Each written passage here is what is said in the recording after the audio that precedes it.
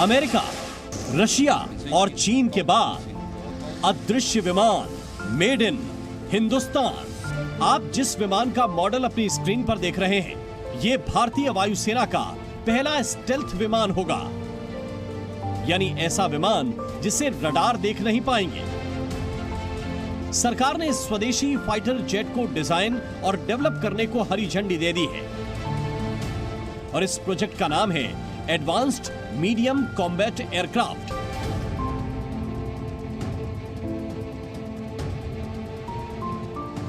पांचवी पीढ़ी के लड़ाकू विमानों ने हवाई युद्ध का तरीका बदल दिया है। आजकल दुनिया का हर देश इसे बनाना चाहता है। दुनिया में इस समय पांचवी पीढ़ी के सिर्फ 4 फाइटर जेट मौजूद हैं। अमेरिका के पास ऐसे 2 लड़ाकू विमान F-22 और F-35 हैं। रूस के पास Su-57 फाइटर जेट और चीन ने J-20 लड़ाकू विमान बनाकर अपनी सेना में शामिल कर लिए हैं। पांचवी पीढ़ी के लड़ाकू विमानों का निर्माण कार्बन फाइबर्स और कंपोजिट मटेरियल से किया जाता है। भारत के 4.5 जनरेशन फाइटर से क्यों खौफ खाते हैं पाकिस्तान और चीन? क्या तेजस दे रहा है अमेरिका को टेंशन? दोस्तों, ये सब जानने के लिए बन रही वीडियो में लास्ट तक। बिना देरी किए हुए करते हैं वीडियो की शुरुआत। भारतीय वायुसेना जंगी जहाजों की कमी से जूझ रही है। इसे लेकर एक हायर लेवल कमेटी गठित की गई है। भारत को किस तरह के लड़ाकू विमानों की जरूरत है और उसे पाकिस्तान और चीन की सीमाओं पर क्या तैनात किए जाने की योजना है? भारत के लिए कितना जरूरी है यह जंगी बेड़ा, जानते हैं इस वीडियो में। नई दिल्ली। भारत के सामने बड़ा खतरा चीन और पाकिस्तान है। इसे देखते हुए भारतीय वायुसेना के जंगी विमानों को अपग्रेड करने और उसके जखीरे को बढ़ाने की तैयारी की जा रही है। नरेंद्र मोदी सरकार ने रक्षा सचिव राजेश कुमार सिंह की अध्यक्षता में एक उच्च स्तरीय समिति गठित की है जो खामियों को दूर करने के लिए एक रोड मैप तैयार करेगी। यह सीमित कई स्वदेशी डिजाइन और विकास के साथ साथ सीधे तौर पर अधिग्रहण प्रोजेक्ट के जरिए वायुसेना की क्षमता बढ़ाने को लेकर भी रिपोर्ट देगी। इसी कड़ी में 114 नए 4.5 पीढ़ी के लड़ाकू विमानों के बनाए जाने को लेकर जारी चुनौतियों से भी पार पाने के तौर तरीके सुझाए जाएंगे। जानते हैं कि 4.5 जनरेशन के जंगी विमानों के सामने क्या चुनौतियां हैं, इनकी खासियत क्या है और क्या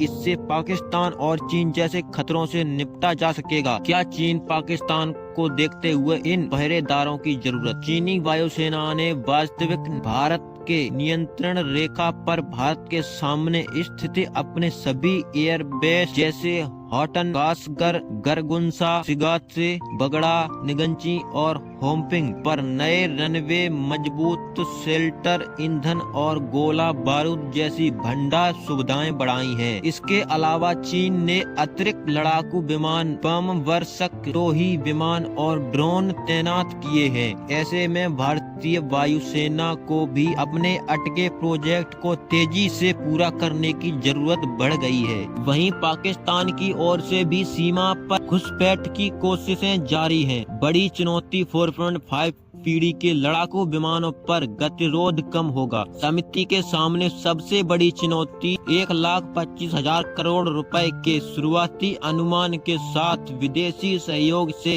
114 नए 4.5 पीढ़ी के लड़ाकू विमानों के निर्माण की लंबी समय से लंबित परियोजना पर गतिरोध को खत्म करना होगा। माना जा रहा है कि कुछ जेट सीधे खरीदे जाएंगे जबकि अधिकांश का उत्पादन भारत में किया जाएगा। क्या होते हैं 4.5 जनरेटर फाइटर, जानिए खासियतें। 4.5 पीढ़ी के लड़ाकू विमानों की विशिष्ट क्षमताओं में सबसे बड़ी खासियत है रडार की पकड़ में न आना। यह बिना आफ्टर बर्न का इस्तेमाल किए ये विमान सुपरसोनिक स्पीड से उड़ान भर सकते हैं। ऐसे विमान विजुअल रेंज के भीतर शक्तिशाली सेंटर से लैस होते हैं और युद्धक क्षमता में बेहद शानदार हैं। ये लंबी दूरी की मिसाइलों का इस्तेमाल करके ज्यादा ऊंचाई पर हवाई युद्ध में माहिर होते हैं। ये युद्ध सामग्रियों से भी लैस किए जा सकते हैं। एकीकृत IRST सिस्टम से लैस होते हैं 4.5 पीढ़ी के विमान। 4.5 पीढ़ी के जंगी विमान एकीकृत लैस होते हैं, जैसे डसॉल्ट राफेल में optical sceptre frontal integrated IRST की सुविधा है। 4.5 पीढ़ी शब्द का इस्तेमाल अक्सर नए या उन्नत लड़ाकू विमानों के लिए किया जाता है। इनमें 5वीं पीढ़ी की भी कुछ खासियत भी होती है। 4.5 पीढ़ी के लड़ाकू विमान आमतौर पर कम महंगे, कम जटिल होते हैं। ये कम समय में बनाए जा सकते हैं। ये उन्नत सेंसर एकीकरण, AES, दरार, सुपर क्रूज क्षमता, सुपर मैन्यूवरेबिलिटी, बहुआयामी भूमिका के साथ साथ रडार की पहुंच से दूर रहते हैं। स्वदेशी तेजस मार्क 1A को क्यों नहीं मिल पा रहे हैं अमेरिकी इंजन? इसके अलावा स्वदेशी तेजस मार्क 1A लड़ाकू विमानों को भी शामिल किया जा रहा है, जिसे मुख्य रूप से अमेरिकी प्रमुख जनरल इलेक्ट्रिक द्वारा इंजनों की आपूर्ति में लगातार देरी के कारण झटका लगा है। दरअसल इस बारे में कुछ तकनीकी बाधाएं आ रही हैं, जिसे दूर करने में देरी हुई है। अनुबंधित 99 GE F404 टर्बोफैन जेट इंजनों की डिलीवरी मार्च 2025 तक शुरू करने का वादा किया है, जो तय समय से करीब 2 साल देरी है।